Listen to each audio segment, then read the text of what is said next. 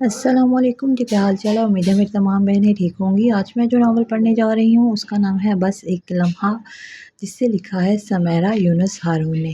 چلیں جی، میں پڑھنا سٹارٹ کرتی ہوں۔ یہ کراچی کے لاڈلے اور چہیتے بادل۔ سمن نے ایک ناراض سی نگاہ اوپر آسمان پر ڈالی۔ انہیں یہاں VIP پروٹوکول ملتا ہے، سونہرے بھی خوب دکھاتے ہیں۔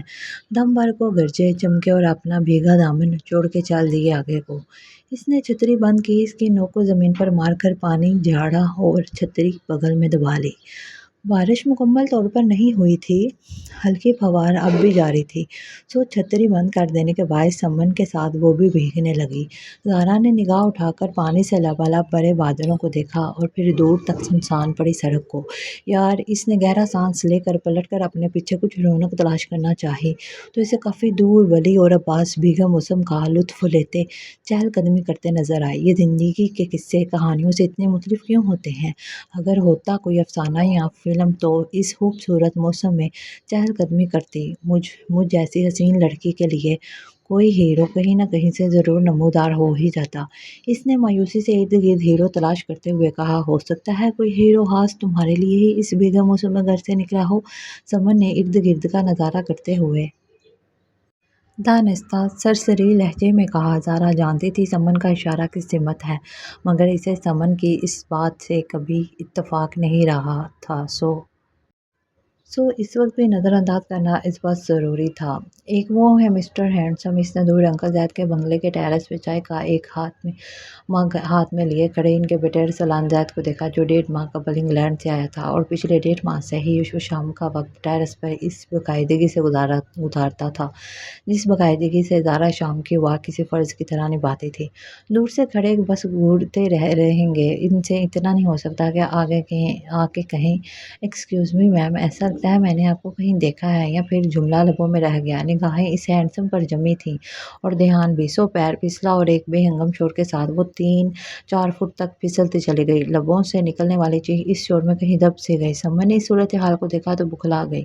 چونکہ پھسلنے کی رفتار چلنے کی رفتار سے زیادہ ہوتی ہے، سو اس کے اور زہرا کے مابین کافی فاصلہ پیدا ہو گیا تھا، جسے اس نے بجلد پاٹا اور زہرا کے بالمقابل آئی قدموں کا رخ بدلا تھا، سو نگاہوں کا رخ بدلنا لازم ٹھہرا۔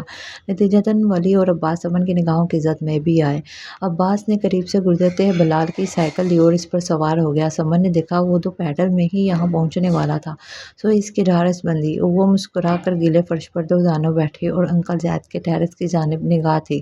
وہ ہینڈسم تمہیں تکلیف میں نہ دیکھ سکا، سو چلا گیا۔ کیا خیال ہے کچھ انتظار نہ کر لیں؟ شاید کوئی ہیرو آ ہی جائے تمہاری مدد۔ اور محبت کے جذبے سے سرشار دل لیے لبوں پہ مچلتی شرارت مسکراہٹ کو زہرا نے روٹھی نگاہوں سے دیکھا اور خاموش رہی۔ بائیں پیر میں موچ آ گئی تھی، اس نے لب بھینچ کر سامنے پھیلی ٹانگ موڑی۔ کیا ہوا؟ زیادہ چوٹ تو نہیں آئی؟ اسی پل عباس نے سائیکل کھڑی کی اور اس کے مقابل دو زانوں بیٹھ کر استفسار کیا۔ اس نے ایک نظر عباس کو دیکھا۔ نہیں، چوٹ کیسی؟ چوٹ تو گرنے کی صورت میں آتی ہے، میں تو جھولے لے رہی تھی۔ اس نے جل کر سوچا ضرور، مگر کہا کچھ نہیں اور اٹھنے کی صحیح کرنے لگی، نتیجتاً کرا کر دوبارہ بیٹھ رہی تھی۔ عباس فوراً اٹھ کھڑا ہوا اور سائیکل تک پہنچا۔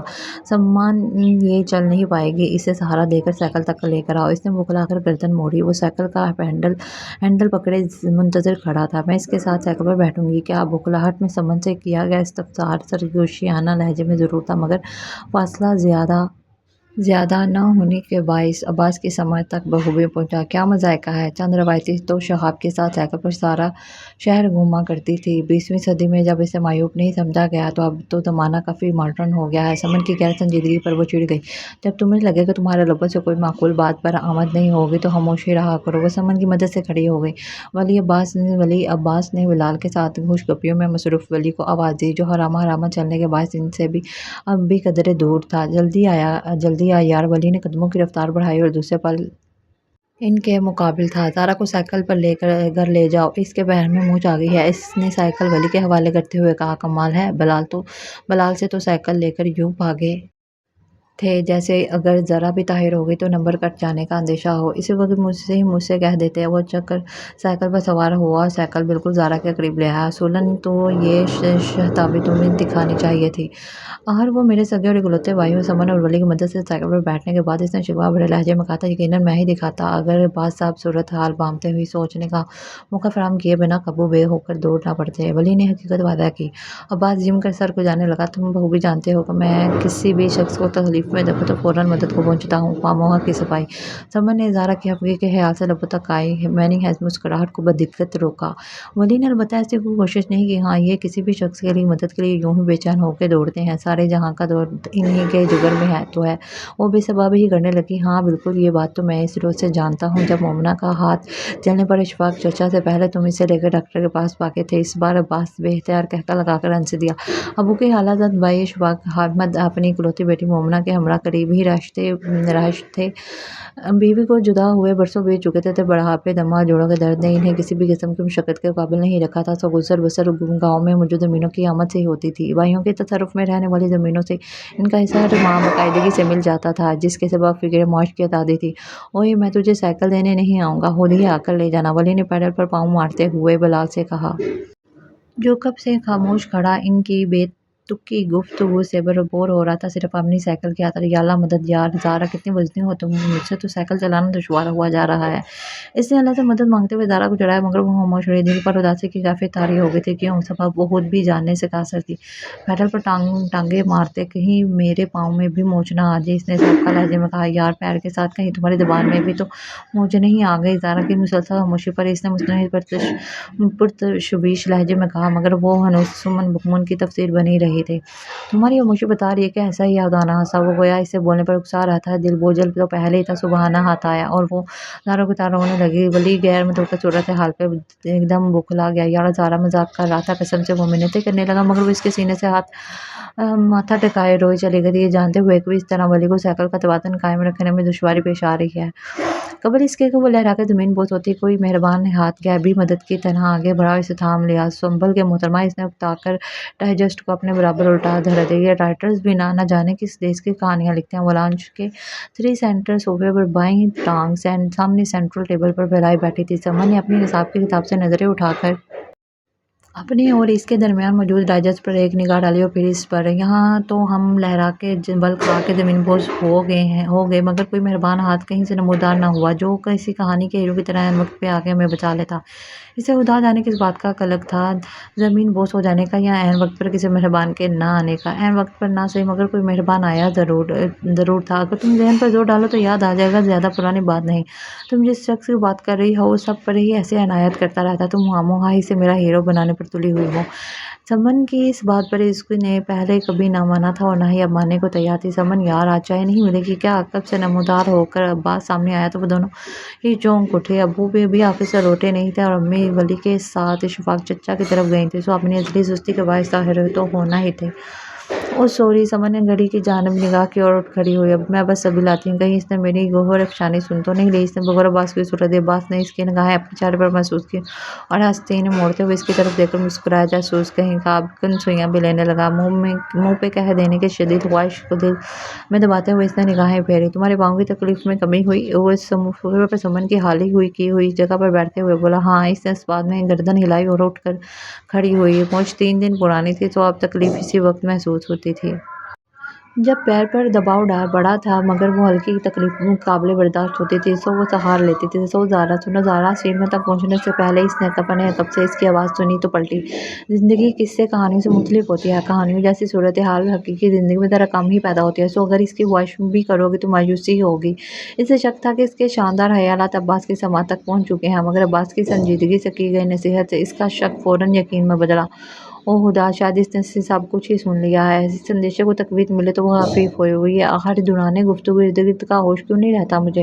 آفت کا احساس بڑھا تو اس نے خود کو سرزنش کرتے ہوئے قدم اوپر کی جانب بڑھا دیا۔ آخری زینے پر قدم رکھ کر اس نے یوں ہی پلٹ کر دیکھا۔ وہ صوفے پر ڈائجسٹ الٹا دھرا آئی تھی، سو اب وہی صفحہ عباس کے زیر نظر تھا، جسے پڑھنے کے بعد اس نے اپنے اعلیٰ ورق حیرت کا اظہار کیا تھا۔ اس نے دیکھا عباس کے ہونٹوں پر مسکان، جبکہ نگاہیں ڈائجسٹ پر تھیں۔ شام سے کلفٹن کے اس پوش علاقے کی گلیوں کا طول ناپنا اس کے معمول کا حصہ بھی تھا اور مشکلات بھی، مگر پیر میں آ جانے موج کے سبب معمول میں تبدیلی آئی تھی اور مشکلات کچھ روز کے لیے چھوٹا تھا۔ سو آج کافی دنوں کے بعد وہ چہل قدمی کے لیے نکلی تھی۔ انکل زید کے بنگلے کے قریب سے گزرتے ہوئے اس نے ذرا کی طرح نگاہ اٹھائی۔ وہ ٹیرس پر کھڑا اسی کی طرف متوجہ تھا۔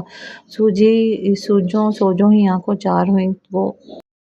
وہ یوں مسکرایا جیسے کوئی پرانی شناسائی ہو۔ زہرا نے سر پٹا کے نگاہوں کا رخ بدلا اور تیز قدموں سے آگے ہو لی۔ موسم آج بھی قدرے خوشگوار تھا۔ آسمان پر آوارہ اڑتی پھرتی بادلوں کی ٹکڑیاں جب سورج کو ڈھانپیں تو دم بھر کے چھانے والا نیم اندھیرا ماحول کو پرکیف بنا دیتا۔ کافی آگے جا کر اس نے واپسی کی راہ پر قدم موڑے۔ انکل زید کا ٹیرس اب سونا تھا، اب وہاں کوئی نہیں تھا۔ اف، میں بھلا کیوں اس کی موجودگی اور عدم موجودگی کا نوٹس لینے لگی ہوں؟ اس نے سر جھٹک کر خود کو جھڑکا۔ دفتر اس نے اپنے پیچھے چاپ سنی۔ ہیلو، کوئی اس کے ہم قدم ہوا۔ اس نے آواز کے تعاقب میں گردن موڑ کے اپنی دائیں جانب دیکھا تو جانا موسم، بادل، پھول، سب کا حسن سمیٹ کر اس کے ایک وجود میں سما گیا ہو۔ اس نے زہرا کو پھر اپنی اسی مسکراہٹ سے نوازا جسے دیکھ کر وہ سٹپٹا گئی تھی، تو بد تہذیبی، مگر اس نے نہ اس کے ہیلو کا جواب دیا نہ مسکراہٹ کا۔ مگر وہ قطعی مایوس نہ ہوا۔ آج موسم بڑا خوشگوار ہے نا؟ وہ یوں مخاطب تھا جیسے ان کے درمیان نہایت گہری دوستی ہو۔ معاف کیجیے گا، مجھے لگ رہا ہے شاید آپ کو مجھ پہ کسی اور کا گمان گزرا ہے۔ اس کے بے تکلف انداز سے زہرا کو واقعی یہ لگا تھا۔ جواباً وہ بھرپور انداز میں مسکرایا، بولا، چند روز بیشتر بارش کے پانی سے آپ کا پیر پھسل گیا تھا، شاید موچ بھی آ گئی تھی۔ وہ گویا اس کی بات کا جواب دے رہا تھا۔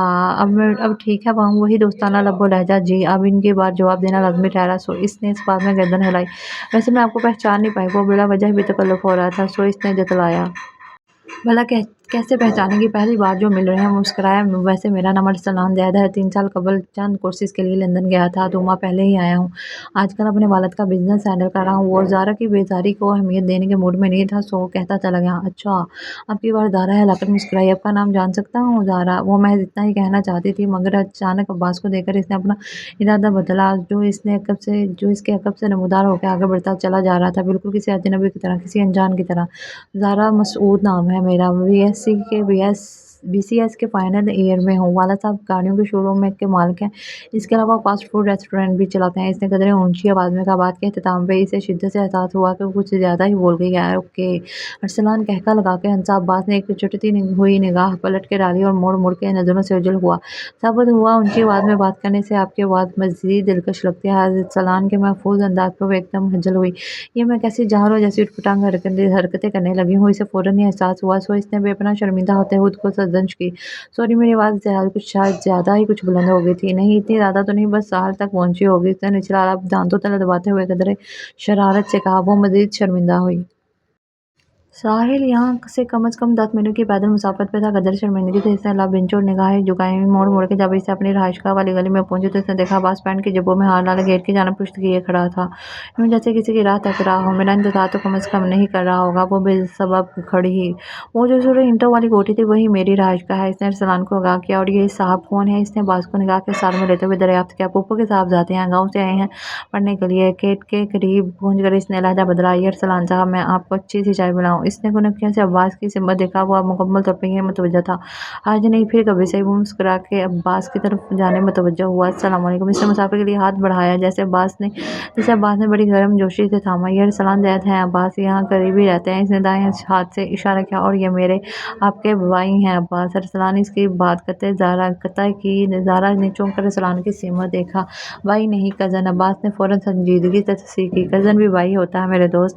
ارسلان نے اپنی محسوس مسکراہٹ کے ساتھ گویا اس کی معلومات بڑھائیں۔ عباس بھی ساہتہ ہنس دیا، یعنی یہ نرالی منطق خوب سمجھ میں آئی ہے موصوف کے۔ زہرا نے عباس کی ہنسی سے اپنی سمجھ کے مطابق معنی عرض کیا، ایکسکیوز می۔ عباس نے کلائی موڑ کے گھڑی میں وقت دیکھا، مجھے ذرا ضروری جانا ہے۔ اس نے ارسلان سے مصافحہ کیا اور چل دیا۔ اس کی چوٹی پشت نظروں سے اوجھل ہونے تک زہرا کی نگاہوں کی زد میں رہی تھی۔ زہرا، چکن جل فریزی بڑے مزے کی بنی تھی، مجھے اس کی ریسیپی بتانا۔ آج شام جب عباس گاؤں سے لوٹا تھا تو ہمراہ پھپھو سمیت مہر اور فاطمہ بھی تھیں۔ سمندر کی دیوانی مہر کزن اور ماموں کی محبت سے زیادہ سمندر کی محبت میں کھنچی چلی آئی تھی۔ تو آج بھی عشائیے سے فارغ ہو کر وہ سب پیدل ہی ساحل کی جانب بڑھ رہے تھے، جب مہر نے اسے مخاطب کرتے ہوئے کہا، تھا۔ اچھا وہ چکن جلد فریزی تھی۔ ان سے چند قدم آگے عباس اور فاطمہ کے ہم قدم چلتا ولی اچانک پیچھے مڑا اور اپنی روح چھوڑ کر تین دنوں کے برابر آ گیا۔ ویسے زہرا تم نے چکن کے ساتھ ایسا کیا کیا تھا؟ اس کی شکل و صورت پکوڑوں کے مشابہ ہو گئی تھی۔ آنکھوں میں شرارت اور زہرا کو تپانے کا مشن لیے اس نے استفسار کیا۔ کچھ نہیں، بس مرغی کو ذبح کرنے سے پہلے تمہاری تصویر دکھائی تھی، دل میں جلنے بھونے مگر بظاہر ٹھنڈے لہجے میں کہا تو وہ قہقہہ لگا کر ہنس دیا۔ نوٹ کر لو مہر، محسوس ذائقے کے لیے ضروری ہے کہ مرغی کو میری تصویر دکھائی جائے۔ اس نے زہرا کو چھڑانے والی مذاق اڑاتے لہجے میں کہا۔ ولی کیوں اونٹ پٹانگ ہانکتے رہتے ہو؟ سمن نے کوفت سے کہا۔ دیکھو مہر، یہ ہے کراچی کی وہ مشہور جگہ جہاں اپنی زہرا قبر معلوم کیے بغیر ہی سدا ریز ہو گئی تھی۔ وہ باز آنے والا نہیں تھا، سو اس نے فوراً اس جگہ کی نشاندہی جہاں چند روز قبل زہرا کا پیر پھسلا تھا۔ ولی ایسا کرو، اس بات کے پوسٹر تم پورے کراچی میں لگا دو، زہرا نے ناراضگی سے کہا۔ بہت بہتر مادام، اور کچھ؟ اس نے فرما برداری دکھائی اور سینے پہ ہاتھ رکھ کے ذرا سا جھکا۔ یار ولی کن فضول باتوں میں لگے ہو؟ باز نے زہرا کی ناراض صورت کو دیکھا اور ولی سے کہا۔ آؤ سیٹی پہ از اٹ نو کی دھن سناؤں۔ اس نے ولی کا ہاتھ کھینچ کر دوبارہ اپنی روح میں شامل کیا۔ از اٹ لو کی خوبصورت دھن رات کی تاریکی میں دور تک پھیلتی چلی گئی۔ ہیلو زہرا، اپنی دائیں جانب سے اچانک ابھرنے والی آواز پہ ذرا بری طرح چونکے۔ عباس نے پیچھے مڑ کے دیکھا اور لب انچ لیے۔ فضا میں ابھرتی سیٹی کی دھن ایک دم معدوم ہوئی۔ بعض اوقات تو دل کی خواہش کچھ یوں پوری ہوتی ہے چند لمحوں تک تو یقین ہی نہیں آتا۔ ارسلان نے متبسم لہجے میں معنی خیال سے کہا۔ اچھا، ایسی کون سی خواہش پوری ہوگی بھلا؟ زہرا نے اس کی معنی خیالی کو دانستہ نظر انداز کیا۔ تھی کوئی؟ اس نے سمن اور مہر کو دیکھا اور بات بدلی۔ کہاں جا رہی ہیں؟ چند قدم آگے جاتے عباس، ولی اور فاطمہ پر اس کی توجہ نہیں گئی۔ ساحل سمندر، اس نے مختصر کہا۔ گڈ، میں بھی وہی چاہ رہا ہوں، اچھی کمپنی رہے گی۔ اس کی آنکھوں کی چمک بڑھی۔ جی بالکل اچھی رہے گی۔ عباس ایک دم پیچھے مڑا اور مسکرا کر اس کی سمت مصافحے کے لیے ہاتھ بڑھاتے ہوئے بولا۔ مگر وہ کیا ہے کہ وہ اب ارسلان کے ہم قدم چلنے لگا۔ ہم سب اپنے ماموں کی طرف ڈنر پہ مدعو ہیں، سو آپ پہلے وہیں جائیں گے۔ وہ ذہن میں شفاق چچا کو رکھ کر جھوٹ کھڑے کرنے لگا۔ زہرا نے گھور کے اس کی سمت دیکھا مگر اس نے زہرا کے تاثرات دیکھنے کی کوشش بھی نہیں کی۔ ویسے ہمیں آپ کا ساتھ دینا اچھا لگے گا، سو اگر آپ مناسب جانیں تو ہمارے ساتھ ہمارے ماموں کے گھر چل سکتے ہیں۔ وہ یقیناً خوش ہوں گے آپ سے مل کر۔ چلتے چلتے وہ سب گلی کے کونے تک آ کر ٹھہر گئے۔ اب یہاں سے طے کرنا تھا کہ بائیں طرف مڑ کے ساحل کی جانب جانا تھا یا سڑک کے اس پار جا کر شفاق چچا کے گھر کی طرف۔ جی ضرور چلتا، مگر میرے دوست میرا انتظار کر رہے ہوں گے، سو اجازت دیجیے۔ وہ عباس اور ولی سے ہاتھ ملا کر بائیں جانب مڑ گیا اور عباس اپنی غلط بیانی کو سچ ثابت کرنے کے لیے سڑک کے اس پار چل دیے۔ ایک بار پھر ان کا کارواں دو گروہوں میں بٹ گیا اور فضا میں از اٹ لو کی دھن گونجنے لگی۔ کسی نے بھی عباس کی اس حرکت کی وجہ دریافت نہیں کی۔ خود کا دل چاہ رہا تھا کہ مومنہ صاحبہ سے ملنے کو، سو موصوف نے کھڑے کھڑے تمام ارادے ہی بدل ڈالے۔ اس نے چڑھ کے سوچا، ولی شفاق چچا کے جلد سونے کے عادی ہیں، اس وقت جا کے ہم ان کے آرام میں خلل ڈالیں گے۔ اس نے دانستہ عباس کو نظر انداز کیا مگر وہ ولی سے پہلے پلٹا۔ ایسا نہیں ہوگا، ہم اشفاق ماموں کو ڈسٹرب نہیں کریں گے، اس نے براہ راست اس کی آنکھوں میں جھانک کر کہا اور وہ دوبارہ رخ سامنے کی جانب موڑ کر قدرے اونچی آواز میں بولا۔ مومنہ سے مل کر آ جائیں گے، میں نے اسے میسج کر دیا ہے، سو گیٹ پہ بھی ہمیں کھلا ہی ملے گا۔ زہرا نے اپنی ساری ناگواری بیزاری اور غصے سمیت اس کی پشت کو بری طرح گھورا۔ خوشی حلاکی سے مومنہ ہمیشہ کی طرح ہی خوش حلقی سے ملی مگر آج سے اسے یہ بات کچھ زیادہ ہی محسوس ہوئی تھی۔ شنید ہے مومنہ، تم کافی بڑی اچھی بناتی ہو۔ ولی نے نشست سنبھالتے ہی کافی پینے کی فرمائش کی خوشامد کے ریپر میں لپیٹ کو پیش کیا۔ یہ محض شنید نہیں، تم بھی مومنہ کے ہاتھ کی بنی کافی کا ذائقہ چکھ چکے ہو، سو یہ بات بخوبی جانتے ہو۔ فاطمہ نے سینٹرل ٹیبل سے ڈرائی فروٹ کی بلیڈ اٹھاتے ہوئے کہا۔ اس کی ولی سے گاڑی چننے کی وجہ یہی تھی کہ وہ ہر بات میں ولی کا ساتھ فرض شناسی سے نبھاتی تھی۔ صرف کافی ہی نہیں، نہ کہ ایک بھی بڑا اچھا بناتی ہوں، آج شام میں بنایا تھا، میں بھی لاتی ہوں۔ مومنہ اٹھ کر کچن کی سمت بڑھ گئی۔ تم لوگ بھی اپنی حرکتوں سے باز نہیں آنا، عباس نے کس قدر جھنجھلا کے کہا اور اٹھ کر مومنہ کے پیچھے ہو لیا۔ ہم نے کیا کر دیا؟ ولی نے قدرے حیرت سے پہلے زہرا اور پھر مہر کو دیکھا۔ مہر نے کندھے اچکائے۔ ان کی لاڈلی کو بے وقت کی فضول سی فرمائش سے ڈسٹرب جو کر دیا، سو موڈ تو بگڑے گا ہی نا۔ اس کی نے بڑبڑائے صرف برابر میں بیٹھی سمن ہی سن پائی تھی۔ اس نے لبوں تک آتی مسکراہٹ کو بڑی دقتوں سے روکا۔ اب اسے کیا ہوا؟ ولی کے کانوں تک صرف اس کی بڑبڑاہٹ پہنچی تھی، الفاظ نہیں، سو وہ اس کے بڑبڑانے کا مقصد بھی نہ جان پایا۔ وہ اکتا کے اٹھ کھڑی ہوئی۔ میں ذرا پانی پی لوں۔ اب اس کا رخ بھی کچن کی جانب تھا۔ اب کی بار سمن کے ساتھ ولی بھی مسکرا اٹھا۔ مومنہ، گھر کے بندوں کے لیے مہمانوں جیسا اہتمام نہ کرنا۔ وہ مومنہ کے رقبے میں ہاتھ ہاتھ باندھے سلیب سے ٹیک لگائے کھڑا تھا۔ ہاں اتنی اپنائیت، جس نے تند سے سوچا۔ ہاں مومنا ویسے بھی ہم مہمان کی حیثیت سے آئے بھی نہیں، اس نے فریج سے بوتل نکالتے ہوئے کہا تو مومنا چونک کے پیچھے مڑی۔ وہ اس کی موجودگی سے لاعلم تھی۔ ہم تو بلا ارادہ ہی مجبوری کے تحت آ ہی گئے ہیں، اس نے گلاس میں پانی نکالتے ہوئے سرسری لہجے میں کہا اور ڈائننگ ٹیبل کی کرسی گھسیٹ کر بیٹھ گئے۔ مجبوری کے تحت مومنا کی اس کی بات بہت محسوس ہوئی تھی۔ ہاں دراصل ہم تو سمندر کی سیر کے ارادے سے گھر سے نکلے تھے، مگر ہمیں راستے میں ہی خبر ہو گئی کہ ہمیں وہاں ایک ایسے شخص کا ساتھ نصیب ہوگا جو عباس کی پسندیدہ ہستیوں میں شمار ہوتا ہے، سو ہمیں اپنا ارادہ بدلنا پڑا۔ اس نے گلاس لبوں سے لگاتے ہوئے کنکھیوں سے عباس کی سمت دیکھا اور جتاتے ہوئے کہا۔ ہاں عباس نے گہری سانس لیتے ہوئے کہا۔ کسی حد تک یہ بھی ٹھیک کہہ رہی ہیں مومنا، اس نے لب بھینچ کر بات بنائی۔ گھر سے نکلے ہم ضرور اسی ارادے سے تھے، مگر تمہیں بھی اس سیر میں شامل کرنے کا پروگرام میں نے اور ولی نے مل کر ترتیب دیا تھا، سو یہ اس بات سے لاعلم ہے۔ یہ علیحدہ بات ہے کہ ولی بھی لاعلم سی ہے۔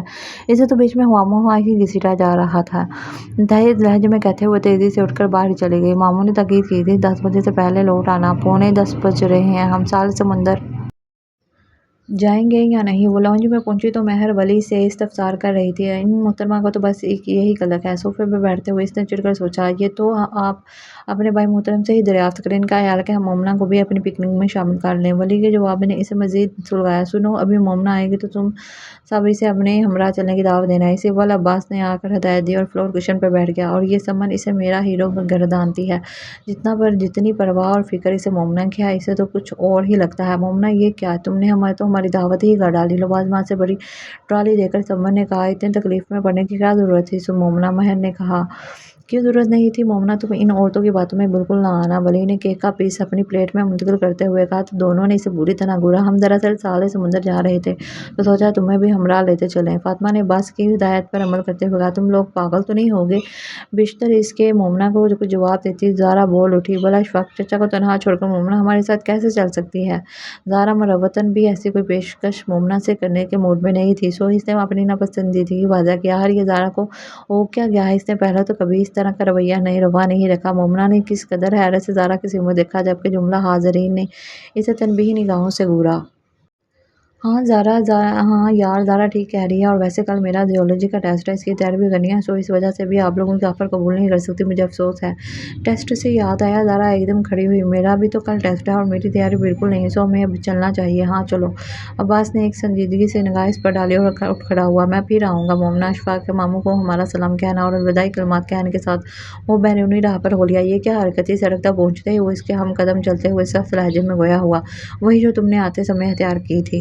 اس نے بے روحی سے کہا۔ کس کے ساتھ؟ وہ جان کے انجان بنائے۔ اس نے ایک نظر سے اسے دیکھا اور گویا ارسلان کے ساتھ۔ اگر یہ اس بات کا بدلہ تھا تو جب تمہیں فرصت تنہائی ملے اور میرے اور اپنے لہجے کا موازنہ ضرور کرنا۔ اس نے ہنوز سابقہ لہجہ برقرار رکھا۔ ولی اسے جواب دینا غیر ضروری جانا اور پیچھے مڑ کے ولی کو آواز دی، میں گھر جا رہی ہوں، مجھے ٹیسٹ کی تیاری کرنی ہے۔ اس نے بلند آواز میں کہا۔ سارا وقت تو بلا وجہ ہی بیکار گیا، لوگوں کے درشن اور دل بہلانے میں ہی۔ گردن سیدھی کرتے ہوئے وہ اتنی آواز میں بڑبڑائی کے ساتھ چلتا شخص بخوبی سن لے۔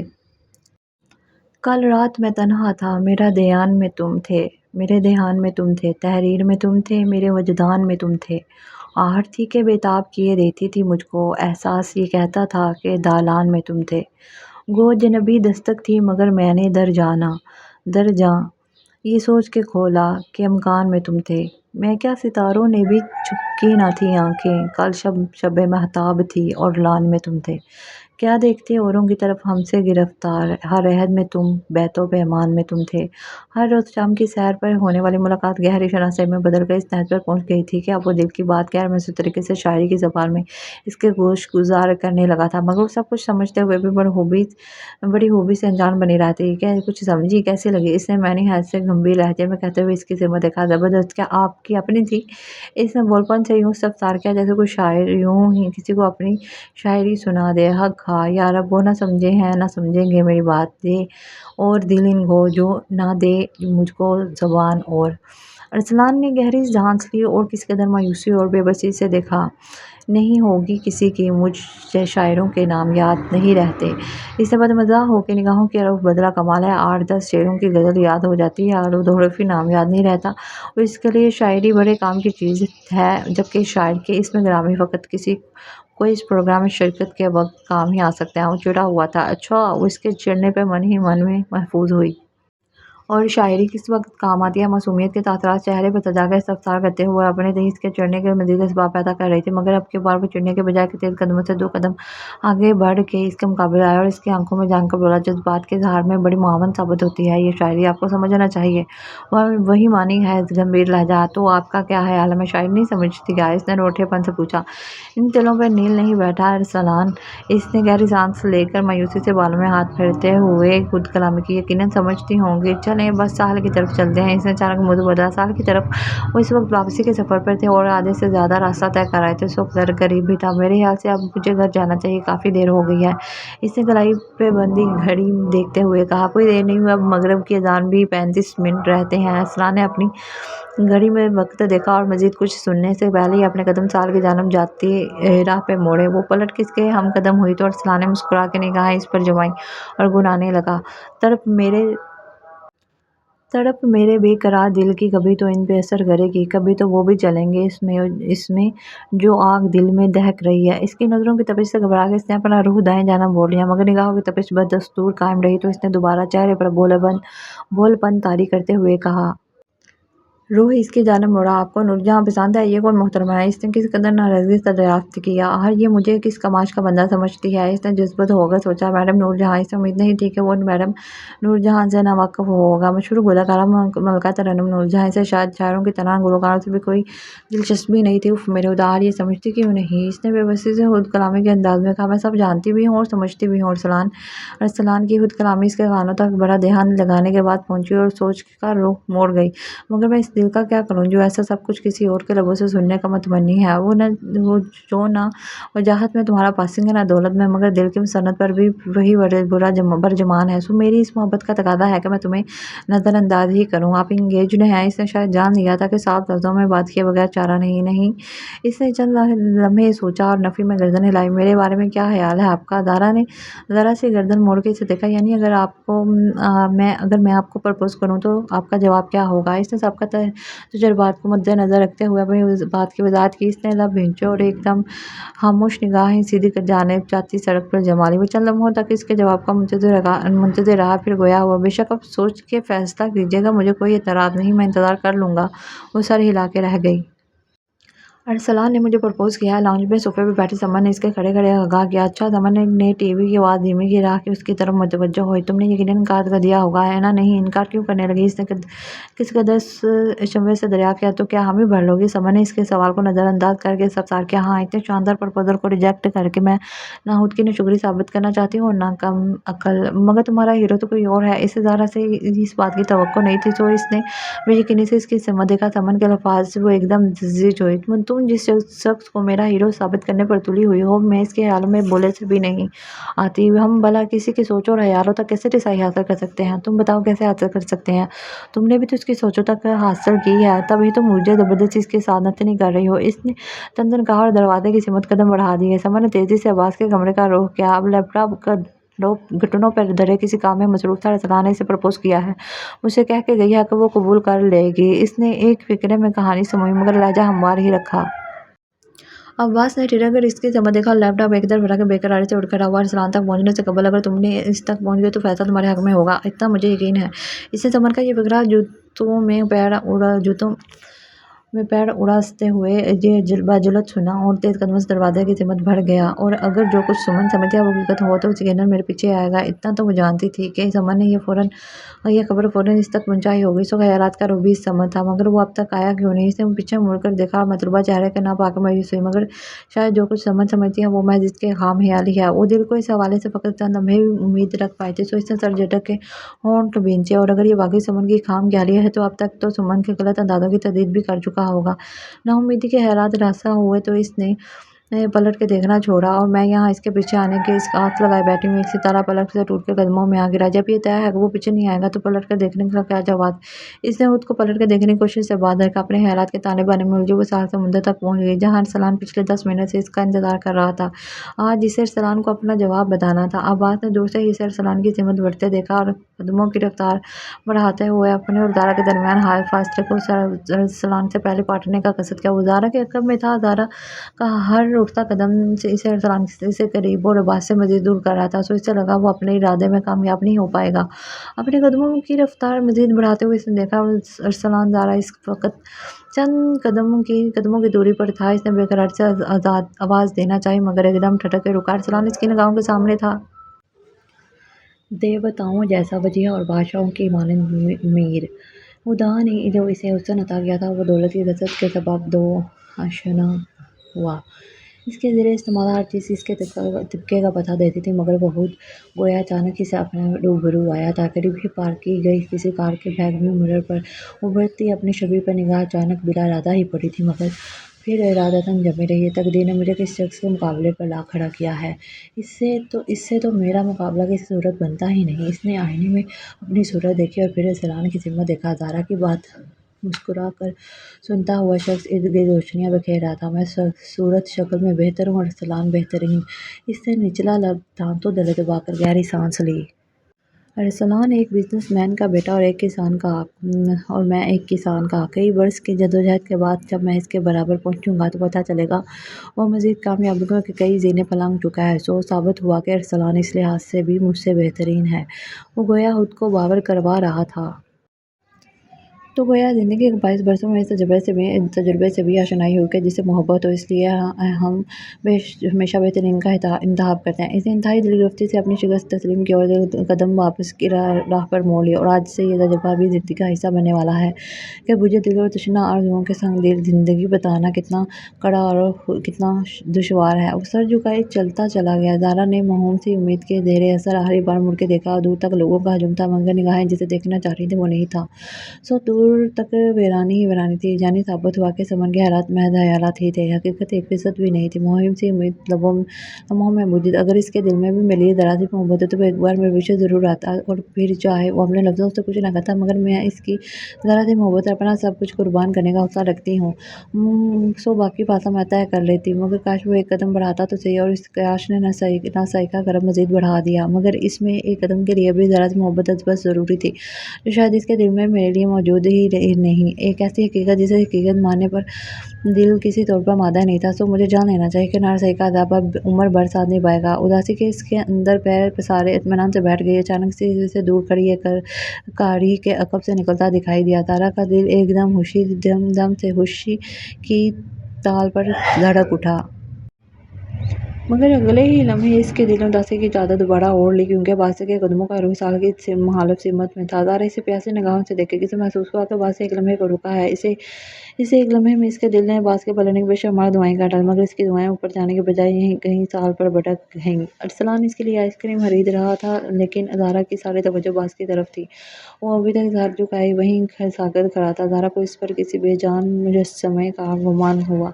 अचानक इस मुजस्समे में हरकत हुई और वो हिला और ज़ारा से एक कदम दूर हो गया। इसके कदम उठने के साथ ही ज़ारा ने चंद सूरज गुलाब ज़मीन पर बिखरते देखे।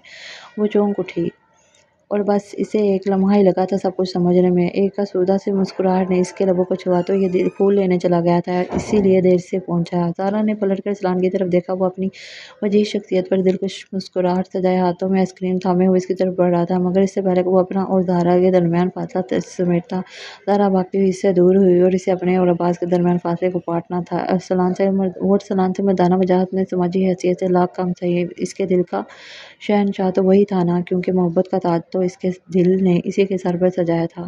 तो मेरी प्यारी बहनों ये था मेरा छोटा सा आज का नावल। उम्मीद है आपको ज़रूर पसंद आया होगा। मेरे चैनल को लाइक कीजिए सब्सक्राइब कीजिए। शुक्रिया।